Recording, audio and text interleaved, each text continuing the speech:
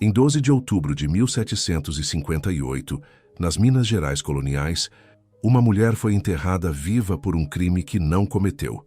Seu nome era Benedita Angola. Suas últimas palavras foram uma maldição, mas Benedita não descansou. Durante 65 anos, seu espírito assombrou a fazenda onde morreu, até que os vivos finalmente prestassem contas. Você está acompanhando Contos de Senzala. Esta não é apenas uma história de fantasmas. É um relato sobre justiça que transcende a morte e sobre como os mortos, às vezes, são mais poderosos que os vivos. Se esse mergulho nas sombras te interessa, já deixe seu like e inscreva-se para continuar explorando esses ecos. E comente, você acredita que a justiça pode, de fato, transcender a barreira da morte? Prepare-se, porque você está prestes a conhecer a mulher que transformou uma fazenda inteira em sepulcro. A mulher cujo espírito mudou o curso de 3 gerações. A mulher que provou que vingança não conhece o limite entre este mundo e o próximo. Seu nome ecoa até hoje nas montanhas de Minas Gerais, Benedita Angola. E quando o vento sopra numa certa direção, alguns juram ainda ouvi-la cantar. Minas Gerais, 1758. A corrida do ouro transformou montanhas em feridas abertas e homens em demônios. A fazenda Santa Cruz do Deserto fica no vale entre 2 serras, cercada por córregos que já renderam fortunas em pepitas douradas. O casarão principal é de pedra e cal, 2 andares, telhado de ardósia importada de Portugal. Há uma capela privativa com sino de bronze, estábulos para 20 cavalos e, claro, as senzalas, 2 construções compridas de pau a pique onde 127 almas vivem amontoadas como gado.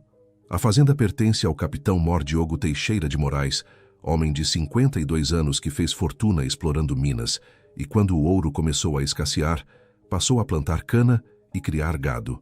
É viúvo há 10 anos. Seu único herdeiro, Lourenço, tem 23 anos e reputação de crueldade que supera até mesmo a do pai. Mas o verdadeiro poder na fazenda Santa Cruz não é Diogo nem Lourenço. É Dona Inácia Veloso, irmã mais velha de Diogo, que voltou a morar com o irmão após enviuvar. Ela tem 58 anos, devoção religiosa fervorosa e coração de pedra. Controla os escravos domésticos com regime de terror psicológico refinado. Não usa chicote. Usa palavras afiadas como navalhas, castigos sutis que quebram espíritos sem deixar marcas visíveis. E entre todos os escravos da fazenda, há uma que Dona Inácia odeia com particular intensidade: Benedita Angola. Benedita tem 28 anos. Foi capturada no Reino do Congo aos 15. Sobreviveu à travessia do Atlântico, na qual metade dos cativos morreu. Foi vendida no Rio de Janeiro, revendida em São Paulo e, finalmente, acabou em Minas Gerais. Seu nome de batismo na África era Nzinga Mbande, nome de rainha guerreira.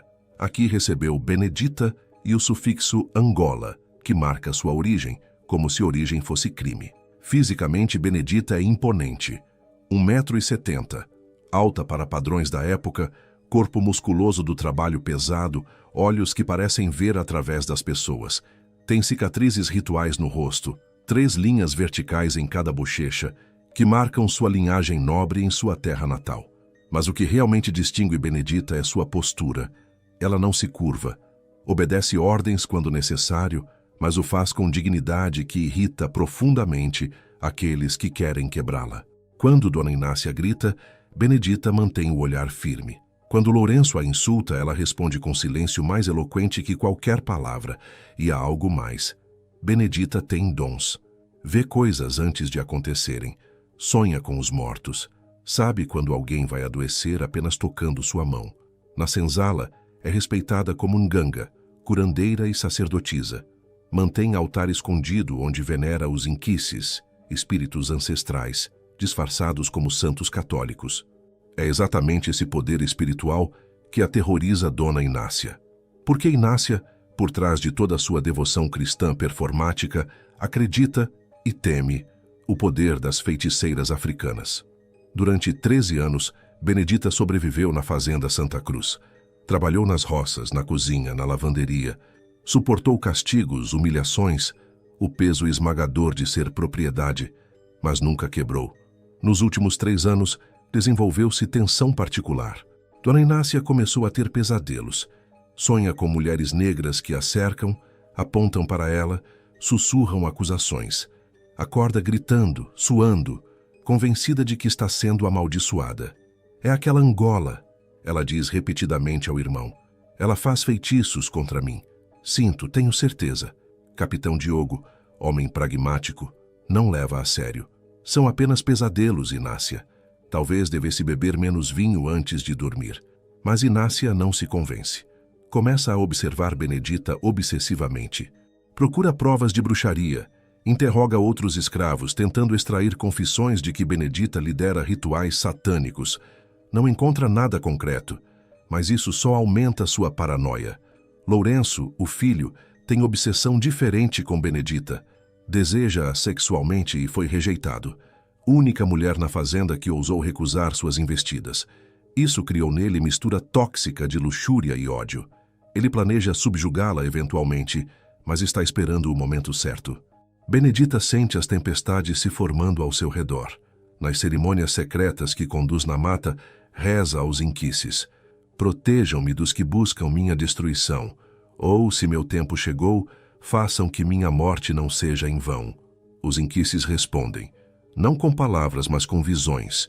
Benedita se vê enterrada, vê terra caindo sobre seu rosto, mas também vê algo além, vê a si mesma erguer-se da terra, não como corpo, mas como fogo, como vento, como justiça.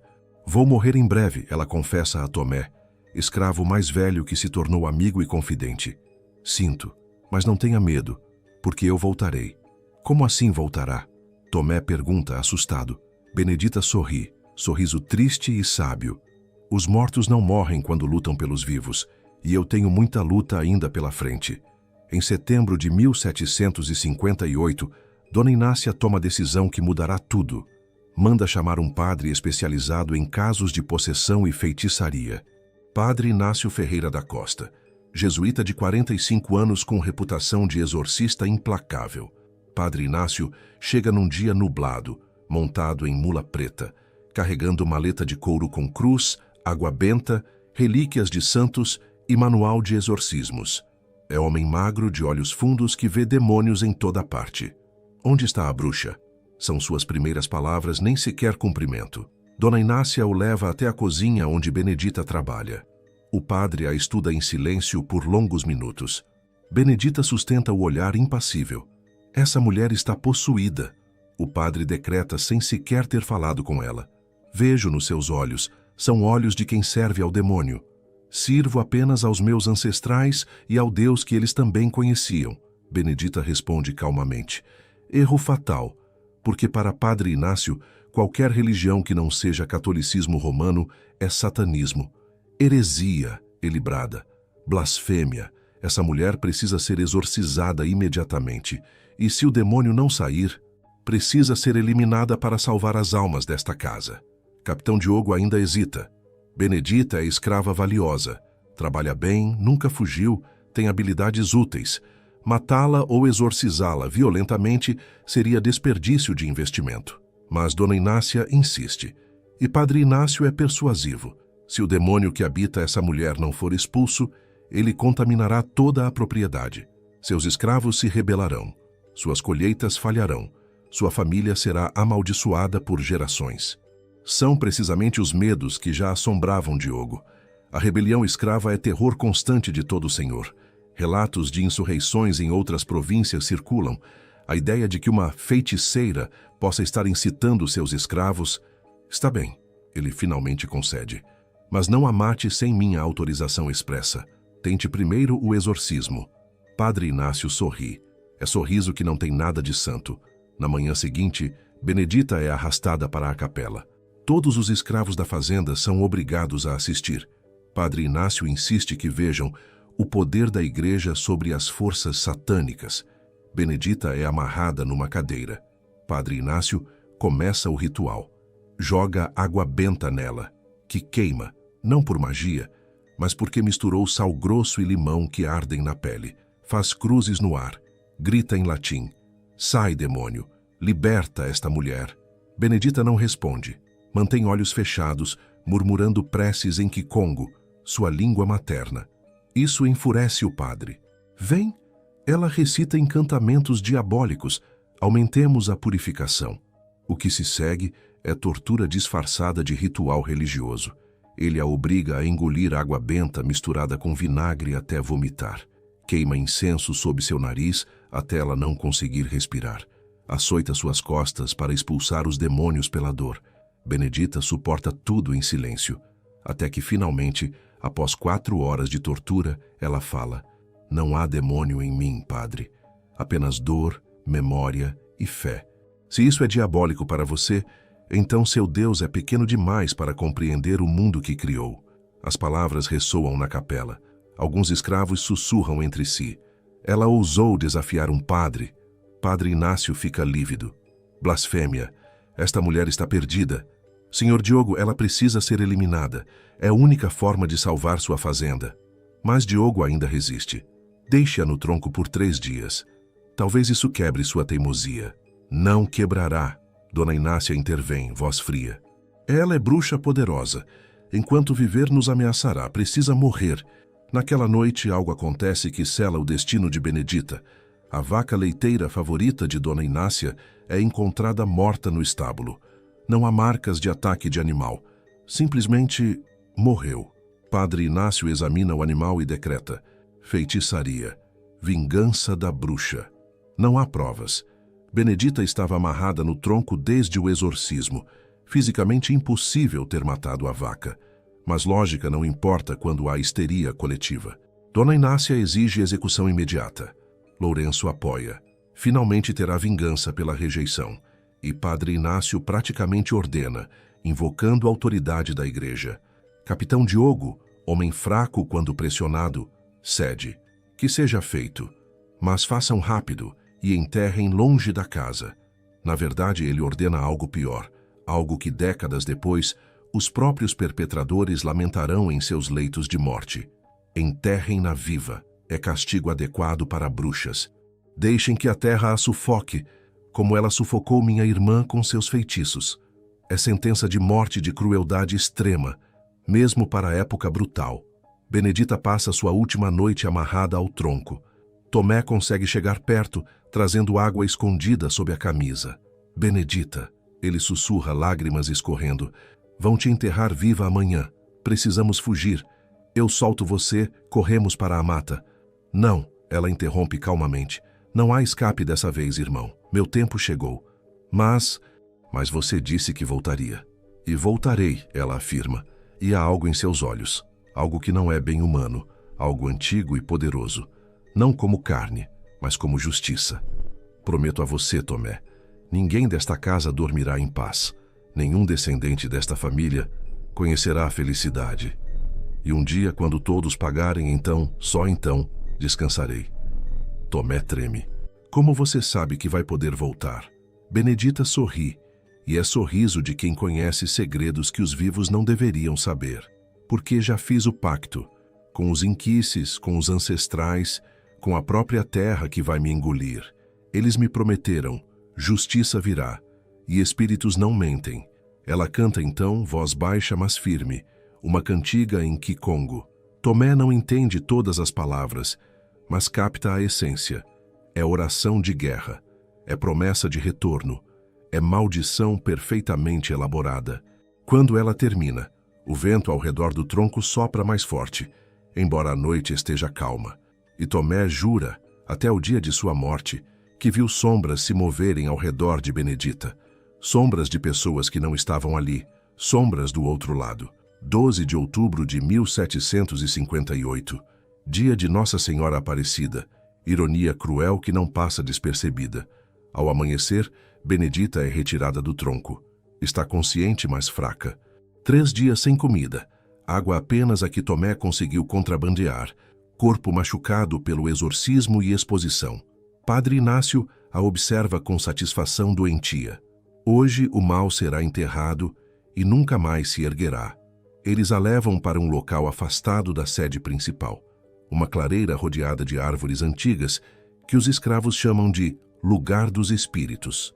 É irônico. Querem enterrá-la longe para que não contamine a casa, mas escolhem local que já é sagrado nas tradições africanas, preservadas secretamente. A cova já foi cavada. Retangular, profunda, estreita. Benedita é jogada dentro. Ela cai pesadamente. Geme de dor, mas não grita. Não gritará. Não dará a eles essa satisfação. Do buraco, olha para cima. Vê os rostos dos que a condenaram. Dona Inácia, olhos brilhando com triunfo doentio. Lourenço, mistura de excitação e culpa. Padre Inácio, rezando em latim, como se isso purificasse o ato horrível. Capitão Diogo, desviando o olhar. E vê os rostos dos escravos obrigados a assistir. Vê lágrimas, vê horror, vê impotência, mas também vê algo que a fortalece. Vê fé. Fé de que o que acontece hoje não ficará impune. Última chance. Capitão Diogo diz, voz trêmula. Confesse seus feitiços. Renuncie ao demônio, e darei morte rápida em vez disso. Benedita ergue a cabeça e fala, voz clara ecoando pela clareira. Não há confissão a fazer porque não há crime, mas há profecia. Esta terra beberá o sangue de vocês, como hoje bebe o meu ar. Esta casa cairá como caixão se fechará sobre mim. E 3 gerações sofrerão antes que justiça seja feita. Eu, Benedita Angola, filha de Nzingambande, prometo, voltarei. Silêncio mortal. Até os pássaros param de cantar. Dona Inácia cospe no buraco. Cubram isso, rapidamente. Abafem sua maldição com terra. A primeira pá de terra cai no rosto de Benedita. Ela não fecha os olhos. Continua olhando para cima, fixa em Dona Inácia. Segunda pá. Terceira. A terra cobre seu corpo, sobe até o pescoço. É quando Benedita começa a cantar. Mesmo com terra entrando na boca, ela canta. É o mesmo canto de guerra da noite anterior, mas agora amplificado, ecoando impossivelmente alto para alguém sendo enterrado vivo. Faça-a parar! Dona Inácia grita tapando os ouvidos. Essa voz diabólica. Mas Benedita não para. Canta enquanto a terra cobre seu rosto, sobe sobre sua cabeça. Canta enquanto é enterrada. E mesmo depois que a última pá de terra é jogada, nivelando o solo, alguns juram ouvir o canto continuar, abafado, vindo debaixo da terra, mas inconfundível. Padre Inácio joga água benta sobre o túmulo improvisado e faz o sinal da cruz. Pela autoridade da Santa Igreja, selo esta cova. Que o demônio aqui enterrado nunca mais emerja. Mas suas mãos tremem, e quando termina a bênção, corre da clareira como se perseguido. Os escravos são levados de volta ao trabalho. Mas Tomé consegue voltar depois, sozinho, e planta sobre a cova uma muda de baobá, árvore sagrada africana que um escravo trouxe escondida anos atrás. Para que saibas, ele sussurra, que não foste esquecida. Naquela noite, todos na fazenda Santa Cruz dormem mal. Há sonhos perturbadores, sons estranhos. E quando o vento sopra pelas árvores, parece carregar palavras em língua desconhecida, ou conhecida demais. 3 dias após o enterro, o horror começa de verdade. Dona Inácia acorda no meio da noite suando, coração disparado. Teve o mesmo pesadelo de sempre, mulheres negras a cercando, mas desta vez uma delas tinha rosto claro, Benedita. Ela acende a vela de cabeceira com mãos trêmulas, e então vê, na parede oposta à sua cama, uma sombra. Figura feminina, alta, que não deveria estar ali porque não há nada projetando aquela sombra. Quem está aí? Inácia pergunta, voz falhando. A sombra não responde com palavras, mas começa a cantar. É o mesmo canto que Benedita cantou enquanto era enterrada viva. Inácia grita. Grita tão alto que acorda a casa inteira. Quando seu irmão e sobrinho chegam ao quarto, encontram-na no chão, apontando para a parede, balbuciando sobre sombras cantantes. Não há nada ali, Inácia. Capitão Diogo tenta acalmá-la. Foi apenas pesadelo. Mas quando olham mais de perto, veem algo que congela o sangue. Na parede branca, escrito com o que parece terra úmida, 3 palavras em português incerto. Eu voltei promessa. Quem escreveu isso? Lourenço exige. Que escravo entrou aqui? Mas a porta estava trancada por dentro. As janelas também. E caligrafia é trêmula, infantil, como de quem não escreve há muito tempo. ou de quem escreve sem mãos físicas. Padre Inácio, chamado às pressas, examina a inscrição. É truque, ele insiste, mas sua voz não convence nem a ele mesmo. Algum escravo cúmplice da bruxa tenta assustar vocês, mas não consegue explicar como alguém entrou e saiu de quarto trancado. Na manhã seguinte, descobrem algo mais perturbador. O baobá que Tomé plantou sobre cova de Benedita cresceu. Não o crescimento normal de 3 dias. Cresceu 3 metros de altura, tronco grosso, galhos se estendendo como braços. Isto é impossível, o capataz murmura. Árvores não crescem assim, não em 3 dias. Capitão Diogo ordena que a cortem. 3 escravos são enviados com machados. Mas quando o primeiro golpe atinge o tronco, o machado se quebra. O segundo escravo tenta, mesmo resultado. E o terceiro, quando levanta o machado, é derrubado por vento súbito que aparece do nada numa manhã perfeitamente calma. A árvore permanece, e a partir daquele dia, ninguém consegue derrubá-la. Ferramentas quebram. Homens adoecem. E à noite, quando o vento passa por seus galhos, o som que fazem é indistinguível de cantos africanos. Nas semanas seguintes, Benedita aparece. Não de uma vez, mas em fragmentos, em momentos, em lugares onde não deveria estar. Uma escrava a vê na beira do córrego ao amanhecer, lavando algo que parece terra de suas mãos. Quando a escrava pisca, Benedita desapareceu. Lourenço a vê no espelho de seu quarto, não seu próprio reflexo, mas o dela, atrás dele, olhando por cima de seu ombro. Ele gira, não há ninguém. Olha novamente o espelho. Ela continua lá. Os cavalos se recusam a passar pela clareira onde foi enterrada. Empacam, relincham aterrorizados, e um deles morre de coração parado quando forçado. Padre Inácio, visitando a fazenda semanas depois, acorda com sensação de peso sobre o peito. Abre os olhos e vê Benedita sentada sobre ele, sorrindo, dedos ao redor de seu pescoço, não apertando apenas, descansando ali. Quando ele grita, ela desaparece como fumaça. Mas o mais perturbador são os sons. Todas as noites, sem exceção, ouvem-se cânticos vindos da clareira. Não são imaginação. São sons reais que ecoam pela fazenda, que fazem os cães uivarem e os escravos rezarem. Dona Inácia desenvolve tremor constante nas mãos. Não consegue mais comer. Tudo tem gosto de terra. Não consegue mais dormir. Quando fecha os olhos, vê terra caindo sobre seu rosto. Está enlouquecendo lentamente. 2 meses após o enterro de Benedita, Lourenço morre. É morte estranha, impossível de explicar. Ele estava perfeitamente saudável quando foi dormir. Na manhã seguinte, é encontrado morto na cama, olhos abertos em terror absoluto, boca aberta num grito silencioso. Não há marcas no corpo, não há sinais de violência. Simplesmente, o coração parou. De medo, dizem os escravos. Medo do que viu antes de morrer. Mas há detalhe que ninguém comenta abertamente. Quando preparavam o corpo para enterro, encontraram terra sob suas unhas. Terra úmida, escura, que cheira a decomposição. Como se ele tivesse sido enterrado e desenterrado. Embora claramente isso não aconteceu porque estava na cama. E no travesseiro, marcas, como de mãos femininas pressionando, como se alguém tivesse sufocado enquanto ele dormia. Mas as marcas são fundas demais, violentas demais para mãos humanas normais. Os escravos sabem o que aconteceu. Benedita veio buscar o primeiro de seus algozes. Nos meses após a morte de Lourenço, Dona Inácia desmorona completamente. Emagrece 20 quilos.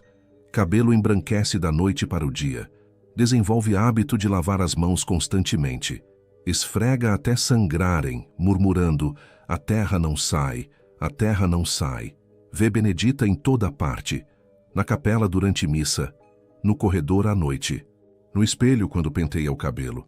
Sempre a mesma imagem. Benedita como estava no momento do enterro. Terra cobrindo parte do rosto, olhos fixos, acusadores. "Ela quer me levar", Inácia confessa ao padre. "Vai me enterrar viva como eu fiz com ela." Padre Inácio tenta mais exorcismos, mas agora é a casa que precisa ser exorcizada, não uma pessoa. Ele benze cada cômodo, cada porta, cada janela.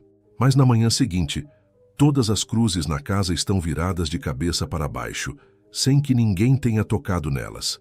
Em março de 1759, 5 meses após enterrar Benedita viva, Dona Inácia enlouquece completamente. É encontrada na clareira cavando freneticamente com as mãos nuas, onde Benedita foi enterrada. Preciso tirar ela dali, ela grita para quem tenta pará-la. Ela está presa, está sufocando. Preciso tirar a terra. Quando finalmente a contém, suas mãos estão destruídas. Unhas arrancadas, dedos sangrando, ossos quebrados de tanto cavar terra dura. Capitão Diogo a tranca no quarto, mas naquela noite, os gritos dela ecoam pela fazenda inteira. Na manhã seguinte, está morta. Enforcou-se com os próprios lençóis. Mas há algo perturbador. O corpo está coberto de terra. Terra em seu cabelo, na boca, nos olhos. Como se tivesse sido enterrada antes de se enforcar, o que é impossível. E na parede do quarto, escrito novamente com terra úmida, 2 almas, 2 dívidas, resta uma. Diogo, agora sozinho na casa grande, filho morto, irmã morta, tenta manter normalidade. Mas a fazenda está amaldiçoada. Todos sentem. A produção despenca. Escravos adoecem misteriosamente. Animais morrem sem explicação. A terra, antes fértil, para de produzir. E toda a noite, os cânticos. Vindos da clareira alto, impossível de ignorar. Benedita está cantando, sempre cantando, cobrando. Diogo vende metade dos escravos, tentando recuperar finanças, mas os compradores se arrependem. Os escravos da Santa Cruz trazem azar. Alguns morrem em semanas, outros enlouquecem, outros simplesmente somem. Em 1760, 2 anos após enterrar Benedita viva, Capitão Diogo fica gravemente doente. É doença estranha que nenhum médico consegue diagnosticar. Ele definha, perde peso, perde forças, e toda noite vê Benedita, sentada ao pé de sua cama, apenas observando, esperando. O que você quer? Ele finalmente pergunta em voz alta, num momento de desespero. Diga-me o que quer e eu faço. A aparição sorri e responde. É a primeira vez que alguém a ouve falar desde que morreu. Quero que você saiba, que você sinta, que você lembre como foi estar enterrado, como foi sufocar, como é saber que ninguém virá salvá-lo. Naquela noite, Diogo tem o pesadelo mais intenso de sua vida. Sonha que está sendo enterrado vivo. Sente a terra caindo sobre seu rosto, entrando em sua boca, seus olhos, seus pulmões. Tenta gritar, mas não consegue. Tenta se mover, mas está paralisado. E acima dele vê o próprio rosto. Ele mesmo jogando a terra. Acorda gritando, arranhando o próprio rosto, como se tentasse remover terra invisível. A partir daquele dia, sua saúde colapsa rapidamente. Em questão de semanas está acamado permanentemente. Recusa-se a comer. Diz que a comida tem gosto de terra. Recusa-se a beber. Diz que a água está suja com barro. E fala sozinho constantemente. Conversas com Benedita que só ele vê. Às vezes, pede perdão. Às vezes, argumenta que apenas seguiu as leis da época. Às vezes, simplesmente chora.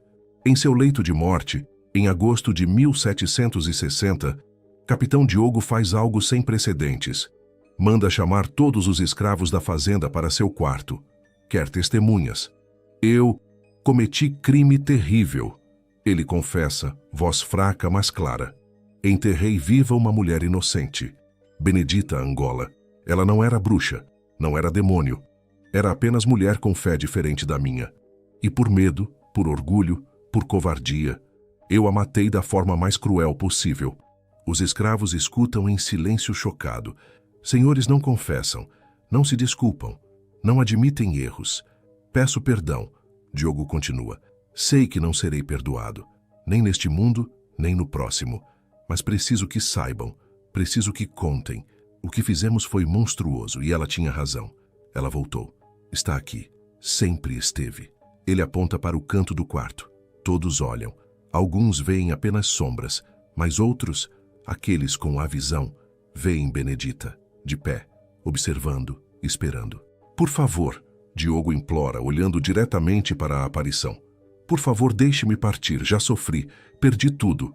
Meu filho, minha irmã, minha fortuna, minha saúde. O que mais você quer? A voz de Benedita ressoa, não em português, mas em Kikongo. Mas Tomé, que está presente, traduz.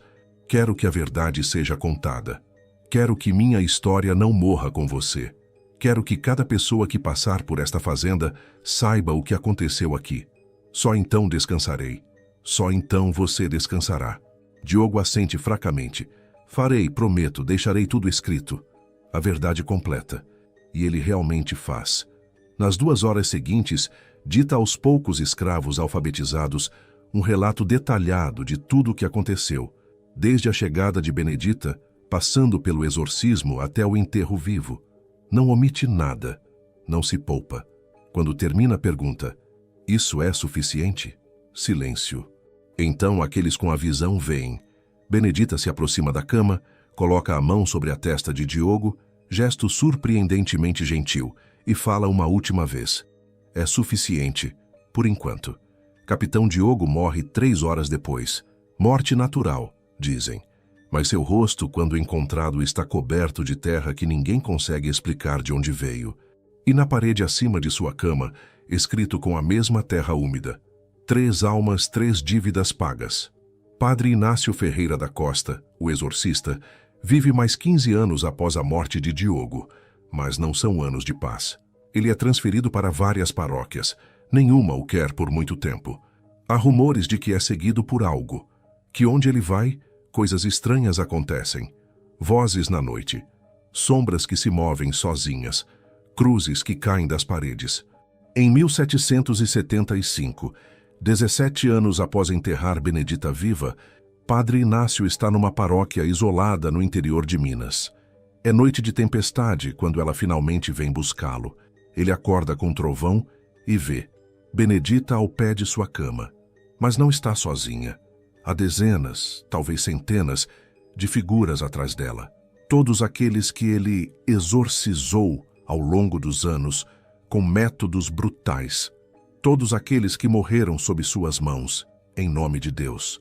Você usou o nome de Deus para torturar, Benedita fala, voz ecoando como se viesse de muito longe. Usou a cruz como arma, transformou fé em terror. Agora, pagará. Padre Inácio tenta rezar, mas as palavras não saem. Tenta fazer o sinal da cruz, mas suas mãos não obedecem. E então sente peso sobre o peito, como se terra estivesse sendo jogada sobre ele. Mais e mais peso, esmagando, sufocando. Na manhã seguinte, encontram-no morto. Causa oficial: ataque cardíaco. Mas há terra em sua boca, em seus olhos, em seus pulmões. Terra que não deveria estar ali. Terra que parece ter sido forçada para dentro dele enquanto ainda respirava. E os que prepararam seu corpo para enterro juraram que, quando o colocaram no caixão, por um momento ele abriu os olhos, olhos aterrorizados, como se estivesse consciente de estar sendo enterrado, mas incapaz de se mover ou gritar. Justiça poética, ou justiça espiritual. Mas a história não termina com a primeira geração. Benedita havia profetizado: 3 gerações sofrerão. Lourenço tinha um filho bastardo de quem poucos sabiam. Joaquim, nascido de uma escrava que Lourenço violentou. Quando Diogo morre, Joaquim, agora com 15 anos, herda a fazenda falida. Joaquim tenta reconstruir a propriedade. Não conheceu Benedita. Ela morreu 5 anos antes de ele nascer, mas ouviu as histórias. E não acredita em fantasmas. Superstição de escravos ignorantes, ele diz. Meu avô enlouqueceu de culpa, meu pai era fraco. Mas eu sou diferente. Não serei assombrado por fantasmas. Sua arrogância dura 3 meses. Joaquim ordena que a clareira onde Benedita foi enterrada seja limpa. Quer construir ali um novo galpão. Acabar com esse culto ridículo que os escravos mantêm, ele declara. No dia que começam a trabalhar na clareira, coisas começam a acontecer. O baobá, que ninguém conseguiu derrubar em 20 anos, cai sozinho durante a noite, mas não cai normalmente. Suas raízes se erguem da terra, expondo a cova onde Benedita foi enterrada. E lá, impossível mas real, está um esqueleto perfeitamente preservado, em posição que sugere que ela estava consciente quando foi enterrada, mãos arranhando acima dela, boca aberta num grito silencioso. Joaquim ordena que enterrem os ossos de novo, em local consagrado desta vez. Mas na noite seguinte, os ossos retornam. Estão de volta na clareira. organizados em posição sentada, como se Benedita tivesse saído da terra e voltado a sentar-se ali. Aterrorizado, Joaquim tenta queimar os ossos, mas não pegam fogo. Molha-os em óleo, acende a pira. As chamas rodeiam os ossos, mas não os consomem. É quando ele finalmente entende. Benedita não quer ser esquecida, não quer ser removida. Quer que aquele lugar, lugar de seu martírio, seja lembrado. Joaquim, menos estúpido que orgulhoso, faz acordo. Constrói sobre a cova não um galpão, mas um pequeno monumento. Apenas uma cruz de pedra com inscrição: aqui jaz Benedita Angola, que sua alma descanse e sua história seja lembrada. Pela primeira vez em 22 anos, os cânticos noturnos param. Mas a maldição não termina, porque Joaquim, embora tenha respeitado o túmulo, continua sendo senhor de escravos. Continua perpetuando o sistema que matou Benedita. E Benedita não esquece. Joaquim tem um filho, Rodrigo, nascido em 1785. Rodrigo cresce ouvindo histórias sobre Benedita Angola, agora já transformada em lenda local. Alguns dizem que ela era santa, outros que era demônio. Ele não sabe no que acreditar. Mas em 1823, quando tem 38 anos, algo acontece que muda tudo. Ele visita a clareira. É madrugada.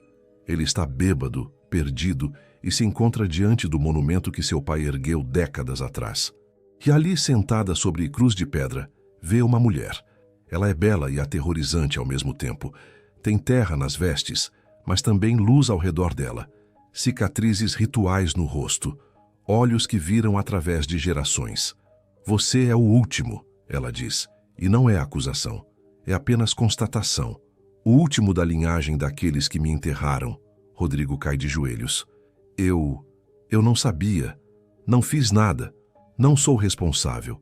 Mas também não fez nada para mudar. Benedita interrompe. Seu avô me matou. Seu pai me ignorou. E você? Você continua acorrentando meu povo. Continua vendendo crianças. Continua destruindo famílias. O crime continua. O que você quer de mim? Rodrigo soluça. Quero que escolha. Continue este caminho, e sua linhagem termina com você. Sem filhos, sem herdeiros, sem memória. Ou mude. Liberte todos os escravos desta fazenda. Doe estas terras para aqueles que a trabalharam. E dedique o resto de sua vida a contar minha história, não como lenda assustadora, mas como verdade sobre o que a escravidão faz às almas, tanto dos escravizados quanto dos escravizadores.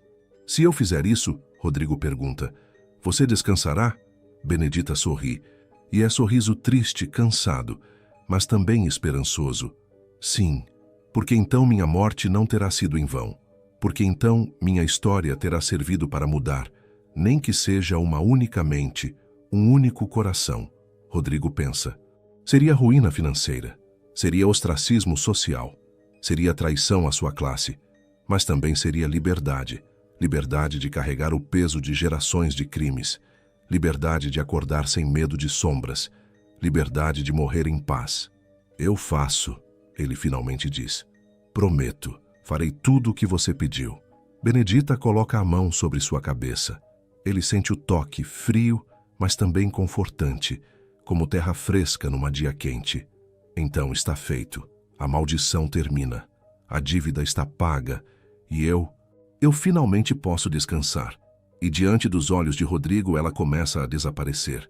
Não como fumaça, mas como luz que gradualmente se apaga. Suas últimas palavras ecoam na clareira. Não me esqueçam. Contem minha história. E lembrem, justiça pode tardar, mas sempre, sempre chega. Rodrigo cumpre sua promessa. Em 13 de maio de 1823, 65 anos após a morte de Benedita, ele liberta todos os 143 escravos da fazenda Santa Cruz. Reato sem precedentes na região.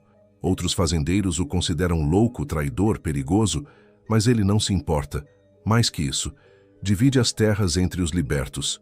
Doe a casa grande para ser transformada em escola, onde crianças negras, livres e escravas fugidas, possam aprender a ler. E na clareira onde Benedita foi enterrada, constrói não um túmulo grandioso, mas um espaço simples para cerimônias. Um terreiro onde as tradições africanas que ela manteve vivas possam ser praticadas abertamente. Na noite da libertação, algo extraordinário acontece. Pela primeira vez em 65 anos, há luz na clareira. Não fogo, não velas, luz própria, como se a própria terra estivesse luminosa. E todos que estão presentes, libertos, Rodrigo, até alguns curiosos de fazendas vizinhas, ouvem uma voz, não ameaçadora, não aterrorizante, apenas aliviada, grata, em paz. É a voz de Benedita, cantando, mas não o canto de guerra, é canto de liberdade, é canto de chegada, é canto de finalmente poder descansar. Nos anos e décadas seguintes, a história de Benedita Angola se espalha, sofre transformações, como toda lenda. Alguns dizem que ela era princesa africana, outros que era feiticeira poderosa, alguns que era santa, outros que era demônio, mas a essência permanece. Mulher injustamente morta, que voltou para cobrar justiça. Espírito que não descansou até que as dívidas fossem pagas. A clareira se torna lugar de peregrinação. Pessoas vêm de longe para pedir justiça, proteção, força. Deixam oferendas, velas, flores, água, comida. E muitos juram que sentem presença ali, não ameaçadora, mas protetora. Há relatos documentados de milagres associados a Benedita. Em 1847, uma mulher escrava grávida foge para a clareira. Perseguida por capitães do mato, ela reza a Benedita. Testemunhas dizem que névoa densa e impossível apareceu do nada, escondendo a mulher até que os perseguidores desistissem. Em 1865, criança escrava caiu no córrego e estava se afogando. A mãe, desesperada, gritou, "Benedita, salva meu filho!" Testemunhas dizem que viram figura feminina puxar a criança para fora da água, mas quando correram para ajudar, a figura havia desaparecido. Em 1888, na véspera da abolição da escravatura, dizem que Benedita apareceu para centenas de pessoas simultaneamente em várias fazendas de Minas Gerais. Não falou, apenas sorriu e desapareceu com o amanhecer da liberdade. No século XX, a clareira onde Benedita foi enterrada viva se torna oficialmente Terreiro de Candomblé. É casa de culto respeitada em toda a região. A sacerdotisa principal, uma mulher chamada Maria das Dores, descendente direta de Tomé, o amigo de Benedita, mantém a história viva. Ela conta para todos que chegam. Benedita Angola não era demônio, não era bruxa. Era mulher que se recusou a esquecer quem era. Mulher que manteve sua fé mesmo quando tentaram arrancar dela. E mulher que, mesmo na morte, lutou por justiça. O baobá, que caiu em 1780, cresceu novamente. Cientistas não conseguem explicar como. A espécie não deveria sobreviver naquele clima. Mas está lá, enorme, saudável, com mais de 200 anos de idade aparente em árvore que deveria ter apenas 50. E dizem, aqueles que têm a visão, que às vezes, em noites de lua cheia, podem ver Benedita sentada sob a árvore, não assustadora, apenas presente, cuidando, protegendo, lembrando. Em 2015, uma cineasta afro-brasileira chamada Luísa Santana descobre a história de Benedita enquanto pesquisa lendas afro-mineiras. Fica obcecada. Precisa contar essa história. Ela passa 3 anos entrevistando descendentes, pesquisando arquivos, visitando o terreiro, e descobre algo extraordinário. O relato escrito por Capitão Diogo em seu leito de morte ainda existe. Está nos arquivos da diocese, esquecido por séculos, mas está lá. 7 páginas amareladas, letra trêmula, detalhando exatamente o que fizeram com Benedita. É evidência histórica, prova de que a lenda tem fundamento em fato terrível. Luísa faz um documentário, chama-o Benedita Angola, o espírito que não descansou. Exibe em festivais, ganha prêmios e, mais importante, leva a história de Benedita para milhões de pessoas. Na noite da premiere, em cinema de Belo Horizonte lotado, algo estranho acontece. Todas as luzes piscam ao mesmo tempo quando o nome de Benedita aparece na tela pela primeira vez.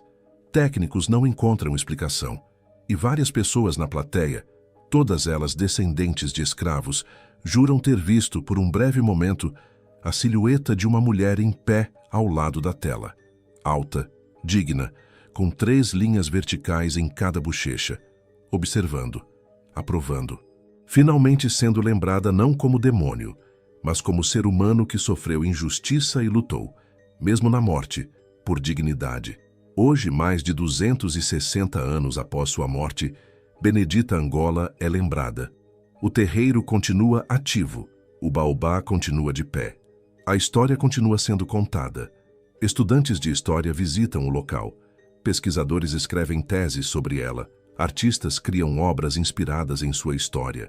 Mas mais importante que tudo, pessoas comuns, especialmente mulheres negras, vêm ao terreiro para pedir força. Força para enfrentar injustiças, força para manter dignidade, força para não se curvar. E muitas dizem sentir resposta, não em palavras, mas em sensação de não estar sozinha, de que alguém entende, de que a luta continua, mas que há ancestrais lutando ao lado.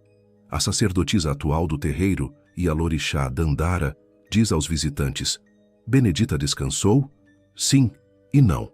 Descansou da raiva, do desejo de vingança, do peso da injustiça não reconhecida.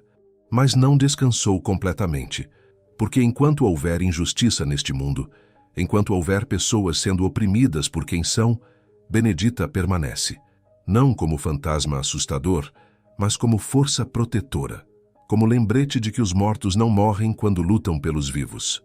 Em 2023, numa noite de 12 de outubro, exatamente 265 anos após sua morte, uma jovem de 17 anos chamada Ayodele chega ao terreiro.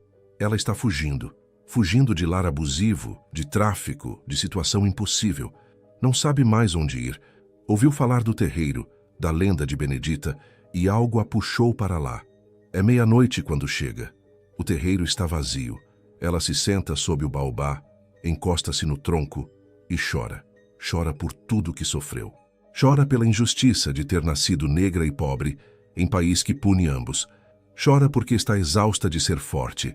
Benedita, ela sussurra para a noite. Se você é real, se ainda está aqui, eu preciso de ajuda. Não sei mais o que fazer. Não sei se consigo continuar. E então sente mão pousando em seu ombro. Ela abre os olhos e vê. Uma mulher está sentada ao seu lado. Usa veste simples. Tem 3 linhas verticais em cada bochecha, olhos infinitamente cansados, mas também infinitamente compassivos. Você consegue, a mulher diz, voz suave. Sei que consegue, porque sou prova de que conseguimos. Tentaram me enterrar, criança. Tentaram me apagar, mas estou aqui. 265 anos depois, ainda estou aqui. E você também estará. Como? Ayodele soluça. Como você aguentou? Lembrei quem eu era. Filha de rainhas, descendente de guerreiras. E você também é. O sangue que corre em suas veias sobreviveu a navios negreiros, chicotes, correntes e séculos de tentativas de nos quebrar. Você acha que seu desafio atual é maior que tudo isso? Ayodele balança a cabeça. Lágrimas ainda escorrendo, mas algo mudando dentro dela. Amanhã, Benedita continua. Você vai acordar e dar um passo. Só um passo, e depois outro, e haverá dias difíceis, muitos dias difíceis, mas você não estará sozinha. Porque todas nós que viemos antes estamos aqui. Todas nós que lutamos, resistimos, sobrevivemos. Somos suas ancestrais e caminhamos ao seu lado. Ela se levanta, estende a mão para Ayodele. Vem, vou te mostrar onde pode descansar hoje com segurança. E amanhã vamos encontrar pessoas que podem te ajudar. Pessoas boas ainda existem. Só precisamos encontrá-las. Ayodele pega a mão. Está fria, mas também firme, real, e se levanta. Elas caminham juntas pela clareira. E Ayodele percebe que não está assustada. Está pela primeira vez em muito tempo esperançosa. Na manhã seguinte, Ialorixá Dandara encontra Ayodele dormindo no barracão do terreiro. A jovem acorda e conta sobre a mulher que a ajudou. Dandara sorri. Benedita ainda cuida dos seus. Sempre cuidou. Sempre cuidará. E enquanto prepara café para a jovem, explica. Há uma rede. rede de proteção para pessoas como Ayodele, casas seguras, advogadas voluntárias, psicólogas, professoras. Uma rede inteira de mulheres, a maioria negras, que ajudam quem precisa. Chamamos de Rede Benedita Angola, Dandara explica, porque assim como ela não descansou até que justiça fosse feita, nós não descansaremos enquanto houver uma de nós precisando de ajuda. Ayodele chora novamente, mas desta vez são lágrimas de alívio, de gratidão, de compreensão de que, de alguma forma impossível de explicar completamente, aquela mulher enterrada viva há mais de 2 séculos ainda está salvando vidas. Tentaram enterrar Benedita Angola, mas esqueceram que sementes também são enterradas, e sementes sempre encontram caminho de volta à luz. Sua história não terminou em 1758. Continua hoje, em cada mulher que se recusa a ser quebrada, em cada alma que luta por justiça, em cada espírito que lembra. Os mortos não morrem quando lutam pelos vivos. Benedita Angola não descansou. E enquanto houver injustiça neste mundo, enquanto houver vozes silenciadas e vidas roubadas, ela nunca descansará completamente, porque vingança é temporária, mas memória é eterna. E algumas histórias precisam ser contadas para sempre. Aqui, em Contos de Senzala.